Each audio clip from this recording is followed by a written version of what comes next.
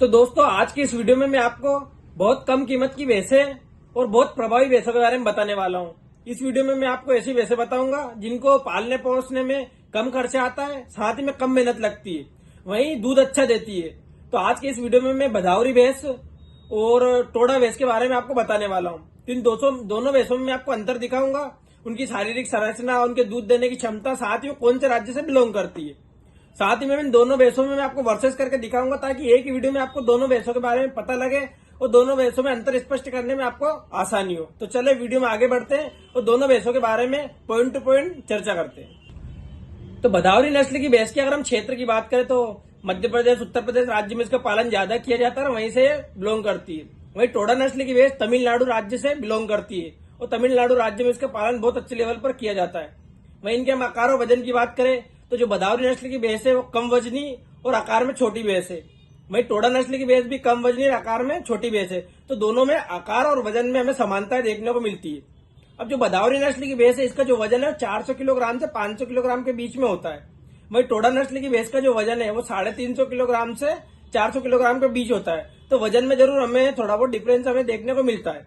वहीं अगर हम इनके कलर की बात करें तो जो भदावरी नस्ल की भैंस है तांबिया कलर की होती है और टोडा नस्ल की भैंस काले और भूरे कलर की होती है। तो दो कलर में टोडा नस्ल की भैंस देखने को मिलती है हमें। वहीं अगर इनकी विशिष्ट पहचान की बात करें तो भदावरी नस्ल की भैंस के गले में 2 धारियां पाई जाती है जिसे कंठमाला या कुछ लोग जनेऊ भी बोलते हैं। वहीं टोडा नस्ल की भैंस का जो माथा है वो चौड़ा होता है। तो ये विशिष्ट पहचान इन दोनों नस्ल की भैंसों में अपनी अपनी अलग अलग है। जो भदावरी नस्ल की भैंस है दिन का 6 से 8 लीटर दूध देती है।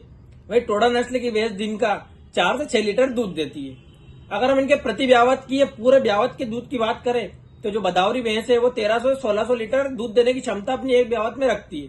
वहीं टोडा नस्ल की भैंस एक ब्यावत में 600 से 800 लीटर दूध देती है। तो दूध में काफी डिफरेंस हमें देखने को मिलता है, लगभग आधा ही दूध देती है। वहीं अगर हम इनके दूध में फैट की बात करें तो जो भदावरी नस्ल की भैंस है इसके दूध में काफी अच्छी फैट आती है। तो फैट की जो मात्रा है वो 8 से लेकर 14 तक रहती है। वहीं जो टोडा नस्ल की भैंस है इसमें सामान्य फैट रहती है 6 से 8 के बीच में। तो फैट में भी काफी हमें डिफरेंस देखने को मिलता है। वहीं अगर हम इनकी कीमत की बात करें तो भदावरी नस्ल की भैंस 60,000 से लेकर 1 लाख के बीच में अच्छी भैंस मिल जाती है। वहीं टोडा नस्ल की भैंस थोड़ी सस्ती मिलती है, 40,000 से 80,000 के बीच में अच्छी टोडा नस्ल की भैंस देखने को मिल जाती है। वैसे तो टोडा नस्ल की भैंस 50-60,000 में भी मिल जाती है, लेकिन इसकी जो एवरेज कीमत डिसाइड की गई है वो है कि 40 से लेकर 80 के बीच में आसानी से मिल जाती है। तो दोनों नस्ल की भैंसें काफी अच्छी है। इनमें मैंने कुछ समानता थी वो भी दिखाई और कुछ अंतर था वो भी आपको दिखाया। आगे इस वीडियो में मैं आपको दोनों नस्ल के बारे में डिटेल से बताता हूँ, इनकी विशेषता क्या है और किस किस वजह से किसान भाई इनको पालन करते हैं। तो वीडियो के एंड तक बने रहे और भी जानकारी इन भैंसों के बारे में लीजिए। जो भदावरी नस्ल की भैंस है इसकी हम पूरी बात करते हैं कि इसकी पहचान क्या है, इसकी विशेषता क्या है। तो इसकी संपूर्ण जानकारी मैं आपको बताता हूँ। जो भदावरी नस्ल की भैंस इसका पालन पोषण करने में आसानी इसलिए होती है किसान भाई को, इसका वजन कम है और आकार में छोटी है। तो इसको बांधने छोड़ने में भी कम स्पेस की जगह जरूरत लगती है और साथ में खाना पीना कम करती है और अच्छा दूध उत्पादन देती है। वहीं अगर हम इसकी पहचान की बात करें तो जैसा कि मैंने बताया कि आकार में छोटी होती है, कम वजनी भैंस ये होती है। वहीं इसके गले में 2 धारियां देखते से पहचान जाओगे भदावरी नस्ल की भैंस है। वहीं इसके शरीर पर बाल कम होते हैं। वहीं इसके जो सींग है वो लंबे होते हैं और नुकीले होते हैं। तो देखते से हमें भदावरी नस्ल की भैंस पहचान में आ जाती है। वहीं अगर हम इसकी विशेषताओं की बात करें तो भदावरी नस्ल की भैंस में बहुत अधिक मात्रा में घी आने की वजह से ये काफी प्रसिद्ध रहती है किसानों के बीच में। उसका कारण यह है कि इसके दूध में बहुत ज्यादा मात्रा में फैट पाई जाती है। जैसा कि बताया मैंने कि 8 से लेकर 14 फैट आती है। तो स्वाभाविक बात है अगर किसी भी नस्ल के दूध में इतनी फैट आएगी तो घी की मात्रा बहुत अच्छी होगी। तो जो घी उत्पादन करते हैं वो किसान भाई भदावरी नस्ल की भैंस को रखते ही रखते हैं। ऐसा हमें हर बार हर जगह देखने को मिला है कि जो भी किसान घी के लिए अगर भैंस का पालन करेगा तो उसके पास भदावरी नस्ल की भैंस देखने को मिलेगी। हालांकि बहुत सारे किसान भाई को भदावरी नस्ल की भैंस की पहचान नहीं है। उनसे जब बात होती तो बता नहीं पाते कि भदावरी नस्ल की भैंस है, लेकिन फिर भी वो भदावरी नस्ल की भैंस का पालन कर रहे हैं कहीं ना कहीं घी उत्पादनता के लिए। वहीं इसकी विशेषता यह है कि इसकी जो पाड़ा पाड़ी होती है उनकी मृत्यु दर काफी कम होती है। बाकी नस्ल की भैंसों के मुकाबले इसके बच्चे बहुत कम मरते हैं। बहुत सारी नस्ल में ऐसा होता है कि 10-15 दिन में, महीने 2 महीने में बछड़े बछड़ी मर जाते हैं, लेकिन इसके बछड़े बछड़ी काफी लंबे टाइम तक जीवित रहते हैं, मतलब कम मरते हैं। मृत्यु दर बहुत कम रहती है इस नस्ल में।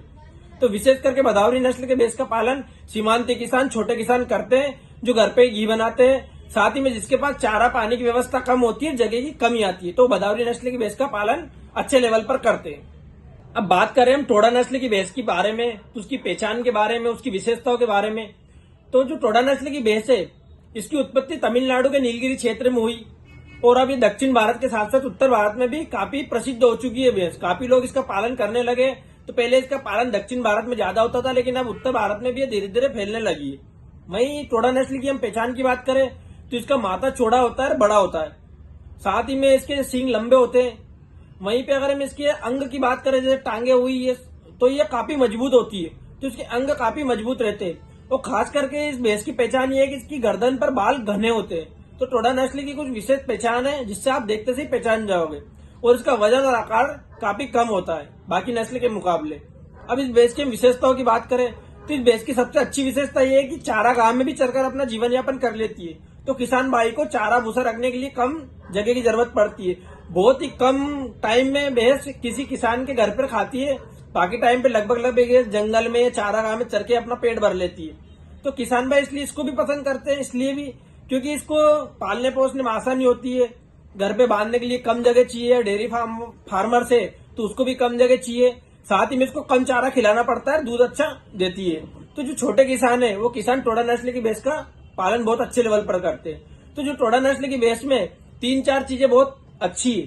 पहली चीज तो ये है कि इसको छोड़ दो खुला, चारागाह में दिन भर चरेगी और शाम को किसान के घर पे वापस आ जाती है। तो इसमें इंसान की जरूरत भी कम लगती है, मतलब लेबर कम लगती है।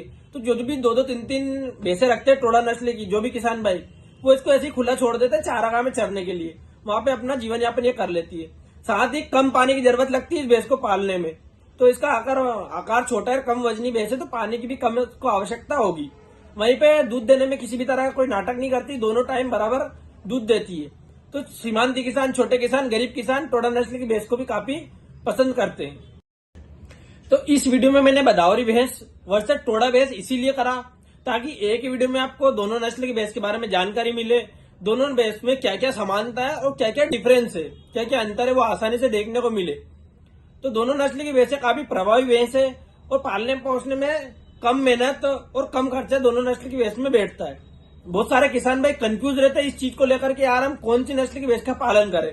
वैसे डेयरी फार्मर्स जो रहते हैं, बड़ी बड़ी डेयरियां चलाते हैं, वो तो क्लियर रहते हैं कि उनको कौन सी नस्ल की भैंस का पालन करना चाहिए, क्योंकि उनको अच्छा दूध उत्पादन लेना है तो वो अच्छी नस्ल की तरफ ही जाते हैं। लेकिन छोटे किसान, सीमांती किसान, गरीब किसान जो घर पे ही 1-2 भैंसों से डेयरी फार्म स्टार्ट करना चाहते हैं, या फिर उनको घर पे ही घी दूध चाहिए, या फिर उनको मार्केट में थोड़ा बहुत दूध बेच के उनका जीवन यापन करना है, वो हमेशा से इस चीज को लेकर कंफ्यूज रहते हैं कि यार हम कौन सी नस्ल की भैंस का पालन करें। तो दोनों नस्ल ऐसी है कि आप इनका पालन कर सकते हैं। साथ ही में इस वीडियो में मैंने दोनों भैंस में क्या क्या समानता है वो भी बहुत अच्छे से दिखाया है, वहीं पे इन दोनों में क्या क्या अंतर है वो भी बहुत अच्छे से दिखाया है। साथ ही में इन पर डिटेल से चर्चा करी हमने कि अगर आपको बदावरी नस्ल की भैंस की पहचान करना था, आप ये चीज देखो और उसकी पहचान कर सकते हैं। मैं ऐसा ही टोडा नस्ल में बताया। साथ ही में दोनों नस्ल की भैंस को किस राज्य में अधिकतर पाला जाता है और इनकी क्या क्या विशेषता है, इस पर हमने विस्तार से चर्चा करी। तो एक ही वीडियो में दो नस्ल की भैंसों के बारे में बताने का हमारा यही मकसद रहता है कि आपको एक ही वीडियो में दोनों नस्ल के बारे में जानकारी मिल जाए और साथ ही में अंतर स्पष्ट करने में दिक्कत ना हो, ताकि आप अलग अलग वीडियो ना देखें, एक ही वीडियो में आपको दोनों चीजें मिल जाए। तो आगे भी हम बहुत सारे वीडियो ऐसे बनाएंगे जिसमें आपको भैंसों की नस्ल के बारे में, गायों की नस्ल के बारे में अंतर दिखाएंगे। और बहुत सारे वीडियो हम बना भी चुके और यूट्यूब चैनल पर डाल भी दिए, तो बहुत सारी नस्ल के बारे में हमने जानकारी दी है। तो जिसको भी